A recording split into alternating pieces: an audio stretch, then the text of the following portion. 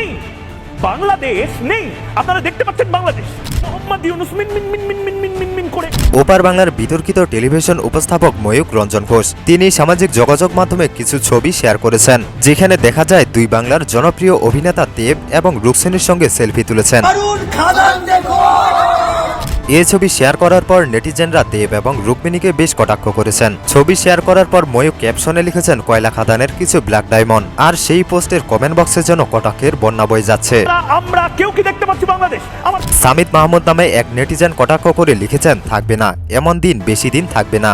মিরাজ নামে আরেকজনের কথায় মিনমিন করে খাদান সিনেমায় ঢুকে যান বিশিষ্ট ফুটপাতের চুলকানি মলম ব্যবসায়ী। প্রিয় দর্শক, ময়ূক রঞ্জন ঘোষ ভারতীয় টেলিভিশন চ্যানেল রিপাবলিক বাংলায় সিনিয়র এডিটর এবং হেড অব ইনপুট হিসেবে কর্মরত রয়েছেন। সম্প্রতি বাংলাদেশ নিয়ে মিথ্যা বানোয়াট এবং উদ্দেশ্য প্রণোদিতভাবে বিভিন্ন অঙ্গভঙ্গি দিয়ে সংবাদ উপস্থাপনের মাধ্যমে দর্শক মহলের নজরে এসেছেন এই সাংবাদিক। বাংলাদেশ তো নেই, বাংলাদেশ নেই। আপনারা দেখতে পাচ্ছেন বাংলাদেশ, আমি দেখতে পাচ্ছি বাংলাদেশ। আপনারা আমরা কেউ কি দেখতে পাচ্ছি বাংলাদেশ? আমার পকেটে এই মুহূর্তে যদি বাংলাদেশ খোঁজা হয় বাংলাদেশ পাবো না। আমার বুক পকেটে এই মুহূর্তে বাংলাদেশ খোঁজা হলে বাংলাদেশ পাবো না।